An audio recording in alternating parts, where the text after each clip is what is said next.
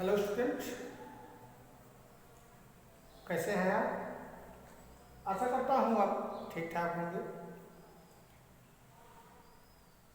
आज क्लास 9 और 10th का टॉपिक है मॉडल्स, क्योंकि पिछले वीडियो में हमने part of sentence, part of predicates और उसके बाद टू हैव, टू बी का बताया था। तो to have, to be primary के अंतर्गत बताता है। आज हम बात करेंगे मॉडल्स की। मॉडल्स है क्या, तो आपको बताएं। मॉडल देखिए, आप जनरली अगर बात करते हैं मॉडल क्या होता है? मॉडल सिंपल सी बात करते हैं, मॉडल मतलब आधुनिक। अब यहाँ बात हो रही है मॉडल वर्क की, तो इट इज डिस्क्राइब्ड मूड्स। अब मूड्स क्या होता है? मूड्स मतलब जानते हैं, मूड्स स्वरूप, रूप, है ना, इसकी बात करता है। तो मॉडल वर्क क्या करता है? डिस्क्राइब करता है मूड्स को। अब बात करते हैं कि हाउ मेनी मॉडल्स, कितने मॉडल्स होते हैं।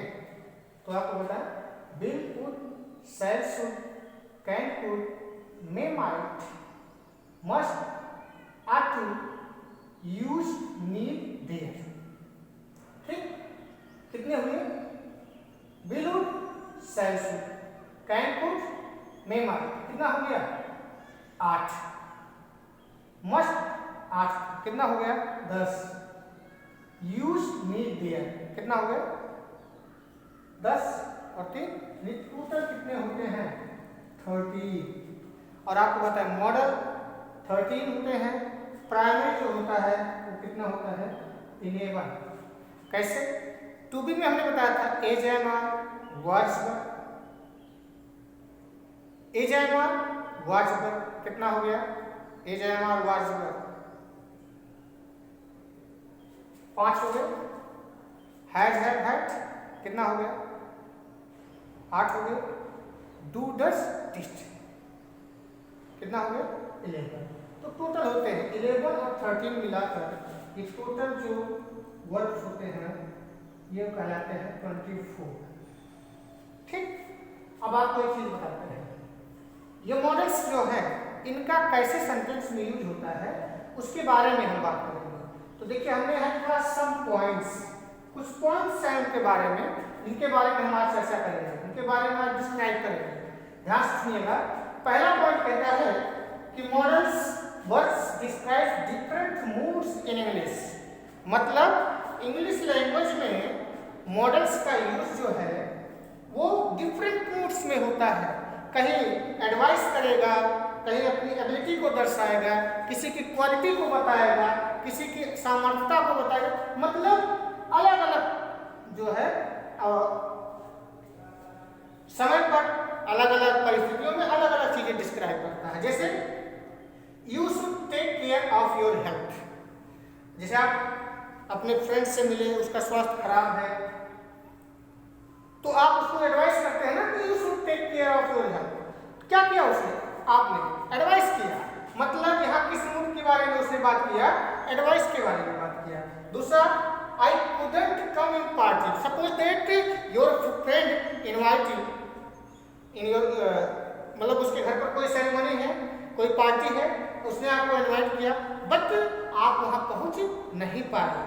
तो जब कुछ दिन बाद आप उससे मिलते हैं तो आप क्या कहते हो? I couldn't come in party, मतलब मैं पार्टी में नहीं आ सका। यानी आपने क्या दर्शाया वहां पर? अपनी पास्ट इनएबिलिटी को दर्शाया, कि जो है उस टाइम जो है अपनी असमर्थता को दर्शाया आपने। दूसरा है, मान लीजिए आई कोई चीज है कि आपका फ्रेंड है, आपके घर पे कोई चीज है, किसी को कोई समस्या है और आप उसको कर सकते हो, तो आप बोलते हो ना I can solve your problems, मैं तुम्हारे प्रॉब्लम को सॉल्व कर सकता हूँ। तो वहां पर क्या दर्शाया आपने? अपनी एबिलिटी को दर्शाया। मान लीजिए कोई वेट है, कोई बैग है, कोई नहीं उठा पा रहा, आप कह सकते हो I can lift this bag, है ना, मैं उस बैग को उठा सकता हूँ। वहां पर क्या दिया? आपने अपनी पावर को, अपनी कैपेसिटी को दर्शाया। तो इस प्रकार से मॉडल्स का यूज जो है इंग्लिश में डिफरेंट मूड में होता है। कहीं एबिलिटी दर्शाएगा, कहीं पावर दर्शाएगा, कहीं कैपेसिटी दर्शाएगा, कहीं इनएबिलिटी दर्शाएगा। मतलब अलग अलग डिफरेंट मूड्स में उसका यूज किया जाता है। तो पहला पॉइंट यह है कि मॉडल वर्ब्स किसको डिस्क्राइब करता है? Different moods in English. ठीक। नेक्स्ट पॉइंट क्या है कि modals verbs are used as helping verb. Modal verb का यूज किसमें होता है? हेल्पिंग वर्ब के रूप में। यानी हम उसको कह सकते हैं सिंपल भाषा में कि मॉडल्स है क्या? वो एक हेल्पिंग वर्ब है, सहायक क्रिया है। हमें जो अपनी बुक में पढ़ना चाहिए, देखिए लैंग्वेज एक अलग, स्पीकिंग एक अलग चीज होती है। हम थ्योरी को अपने जो है यहाँ सीख रहे हैं तो वहाँ पर हमको यही चीज पढ़ना है। आपके टॉपिक मतलब आपके वहाँ पर जो है बुक में, आपके सिलेबस में यही बताया गया है कि मॉडल्स जो है एज ए हेल्पिंग वर्ब कैसे यूज होता है। तो देखिए सिंपल सी बात है, I shall go to Mumbai tomorrow. I shall go to Mumbai tomorrow. अब यहाँ सेल क्या है? हेल्पिंग वर्ब के रूप में आ गया, बिकॉज गो क्या है? मेन वर्ब है। इस नाते सेल यहाँ क्या है? हेल्पिंग वर्ब है। आप देखिए परमिशन लेते हैं किसी को, बोलते मैं आई कम इन सर। अब यहाँ में क्या हो गया? हेल्पिंग वर्ब हो गया, और कम क्या हो गया? मेन वर्ब हो गया। तो यहाँ मॉडल्स जो आया, चाहे सेल आया चाहे मे आया, वो किसके रूप में आया? हेल्पिंग वर्ब के रूप में आया। तो मॉडल्स वर्ब का यूज किसमें किया जाता है? हेल्पिंग वर्ब के रूप में किया जाता है। पहले पॉइंट में क्या बताया कि models verb describe different moods in English, यानी कहीं एडवाइस करेगा, कहीं कुछ करेगा। बट सेकंड पॉइंट में कहा कि किसके रूप में आता है? हेल्पिंग वर्ब के रूप में। तो हेल्पिंग वर्ब के रूप में यूज किया जाता है। नेक्स्ट पॉइंट है, ये देखते हैं। नेक्स्ट पॉइंट क्या है? Modal verbs do not change according to the subjective case. जैसे अभी आपने देखा था प्राइमरी में, प्राइमरी में क्या था? जैसे एजेमार था, वाज वर्ब था। तो जब सब्जेक्टिव केस हमारे जो है सिंगुलर होते थे, प्लूरल होते थे, या कभी जेंडर के अकॉर्डिंग चेंज हो जाते थे, तो वहां पर अलग, जैसे ही आया तो इज, सी आया तो इट, सॉरी सी आ गया तो भी इज, लेकिन दे आता है तो आर हो जाता है, पास्ट में होता है तो वर्ब हो जाता है। बात समझे नहीं समझे? बट यहाँ मॉडल्स जो है, मॉडल्स में ऐसा नहीं है, कह रहा है कि modal verbs do not change according to subjective case. अभी देखिए कुछ एग्जांपल्स हमने यहाँ लिखा है, देखिए आई, ही, बी अलग अलग है। आई कैन डू इट, मैं इसे कर सकता हूँ। ही कैन डू इट, वह उसे कर सकता है। अब वी कैन डू इट, हम इसे कर सकते हैं। मतलब वी क्या है? प्लूरल है। आई क्या है? सिंगुलर है। ही क्या है? थर्ड पर्सन है। फिर भी सब के साथ क्या लगा? कैन। मतलब वो सब्जेक्टिव के केस के अकॉर्डिंग चेंज नहीं होता है, यानी सिंगुलर हो या प्लूरल हो, सबके साथ मॉडल्स का यूज वो अब कांस्टेंट रहता है।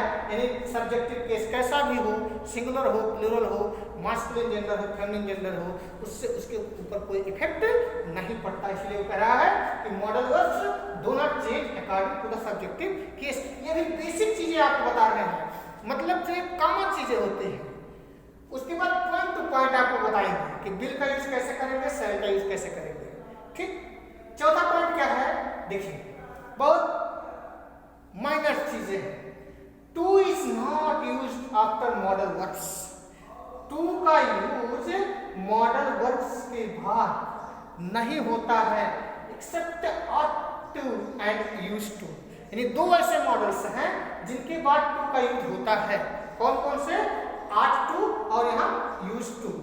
इनकी साथ ही केवल टू का यूज होता है, और कहीं पर गलती से आप उसका यूज नहीं करेंगे। जैसे आई यूज टू प्ले क्रिकेट, ये सही है, पास्ट टाइम को बताता है।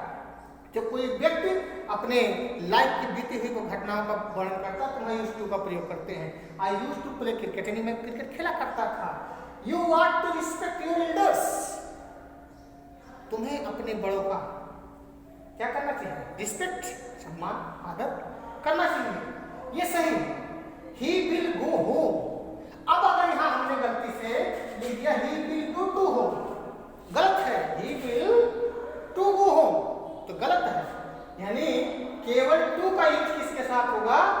यूज के साथ और आट के साथ। बाकी किसी भी मॉडल्स के बाद टू का यूज नहीं होगा। देखिए हमने लिखा है ही विल गो होम, अब यहाँ नहीं लगेगा। He can sing a song, यहाँ पर भी अगर गलती से आप किसी ने लगा दिया टू का यूज तो गलत है, यानी केवल आर्ट टू और यूज टू के बाद ही टू का यूज होता है और किसी भी मॉडल्स के साथ यूज टू के बाद टू का यूज नहीं होता है। तो ये था बेसिक कॉन्सेप्ट, यानी किन किन परिस्थितियों में या कैसे मॉडल्स का यूज किया जा सकता करते हैं हम लोग इंग्लिश में। अब इसके बाद इसको नोट कर लीजिए, आगे जो है हम डिस्क्राइब करते हैं बिल और सेल के बारे में।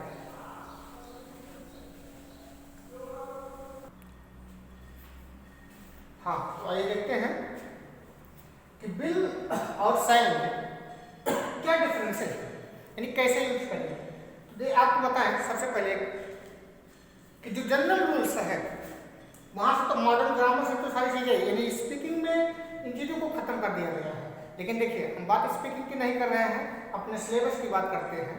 तो देख लेते हैं कि जनरल रूल्स क्या है कि bill is use for all subject, यानी बिल का यूज किसी भी सब्जेक्ट के साथ कर सकते हैं, फर्स्ट पर्सन हो, सेकंड पर्सन हो, प्लूरल हो, सिंगुलर हो, कोई डाउट नहीं। जैसे I will go tomorrow, you will go tomorrow, मतलब ये फर्स्ट पर्सन है और ये सेकंड पर्सन, मतलब जनरल रूल्स कहता है कि हम किसी के साथ भी बिल का यूज कर सकते हैं।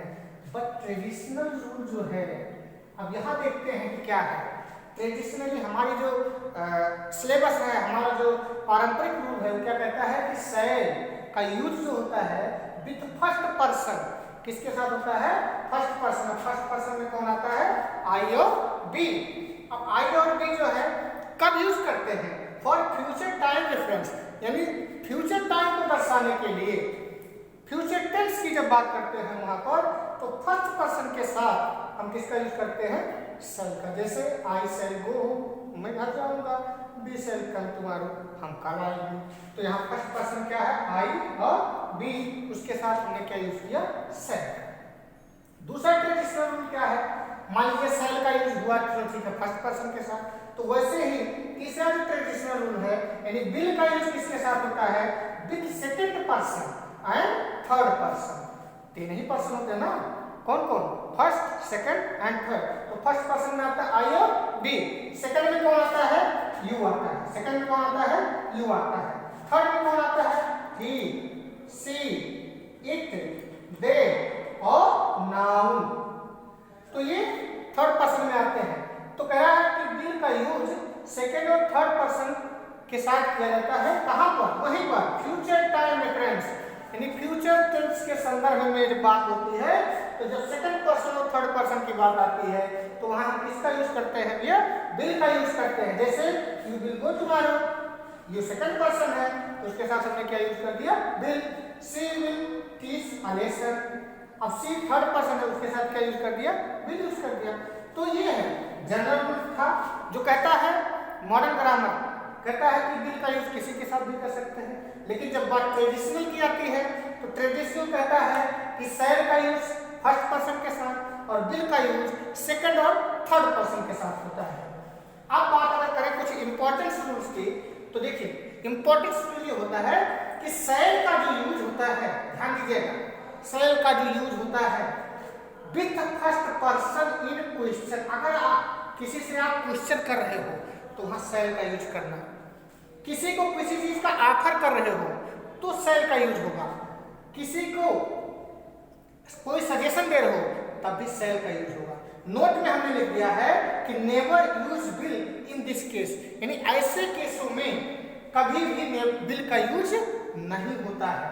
जैसे एग्जांपल में मान लीजिए आप अपने मित्र के साथ किसी होटल, किसी रेस्टोरेंट में आप गए तो निश्चित है आप वहां पूछते हो क्या खाओगे, मान लीजिए पिज्जा मिल रहा है, देखो मैंने लिखा shall I order pizza for you.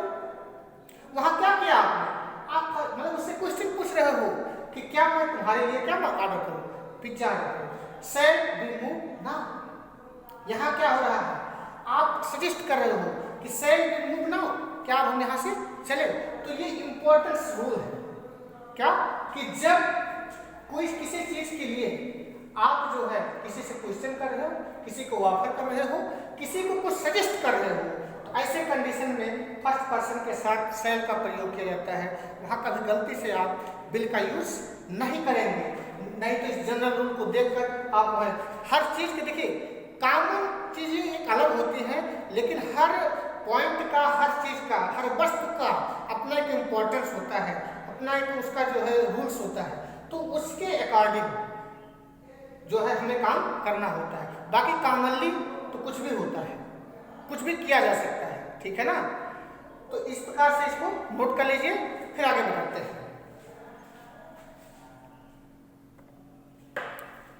हाँ, तो आइए देखिए कुछ रूल्स बचे हुए थे, उसके बारे में चर्चा करते हैं। इंपॉर्टेंट रूल्स में सेकंड रूल क्या है, देखिए कैसे इस जनरल रूल कहते हैं ना कि आई के बिल का यूज मतलब सभी सब्जेक्ट के साथ हो सकता है।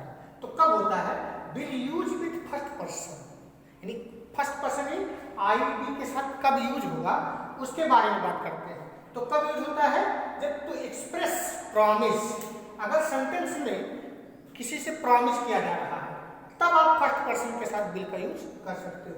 किसी को थ्रीट किया जा रहा है, धमकी दे रहे हैं, तो सेंटेंस से ऐसा लग रहा है कि उसमें क्या किया जा रहा है, किसी को धमकाया जा रहा है, तब भी आप जो है फर्स्ट पर्सन के साथ बिल का यूज कर सकते हैं। कमांड किया जा रहा है तब भी जो है आप फर्स्ट पर्सन के साथ बिल का यूज कर सकते हैं। या डिटर्मिनेशन, कोई जो है दृढ़ निश्चय की बात होती है तो वहां पर भी जो है आप फर्स्ट पर्सन के साथ बिल का यूज कर सकते हैं। जैसे आई विल सी यू, अब आई क्या है, फर्स्ट पर्सन, तो उसके साथ क्या किया, बिल का यूज कर दिया।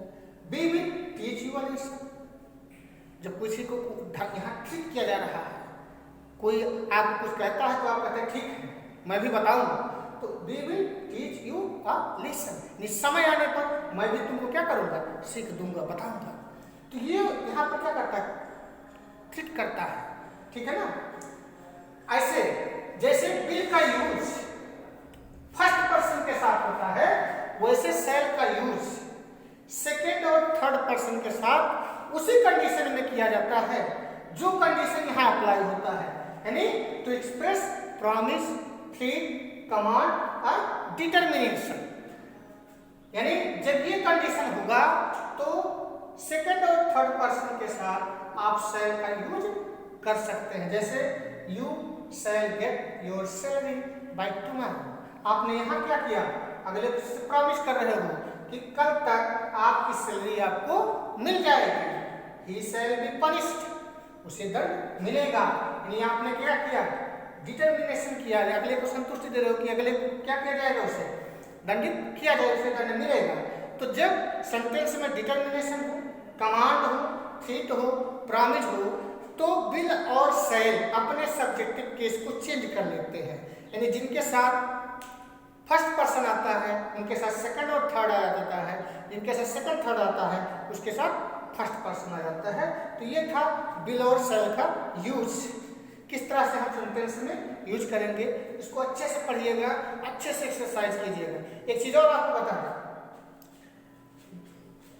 वीडियो को देखकर और अपने बुक को ओपन करके फिर पढ़ाई करना। जिस प्रकार से आप कोई मूवी देखते हो, कोई कुछ सीरियल देखते हो, तो वो चीज़ें याद हो जाती है, उसके बहुत सारी चीज़ें याद हो जाती है। वैसे इसको बार बार देखकर फिर पढ़कर फिर एक्सरसाइज करना। अगर कोई प्रॉब्लम होती है तो निश्चित है आप कमेंट कीजिएगा और आपको सलूशन मिलेगा। विद्यालय की तरफ से जो भी चैनल चलाए जा रहे हैं, आप सारे चैनल्स में आपको सभी सब्जेक्ट के सलूशन मिलेंगे और आप हर सब्जेक्ट को टॉपिक, जितने भी उसके टॉपिक्स हैं उसको अच्छे से अध्ययन कीजिए। निश्चित है, आई गारंटी यू आपको उसको सबसे ज्यादा बेनिफिट मिलेगा। इसी के साथ आज इतना ही, धन्यवाद।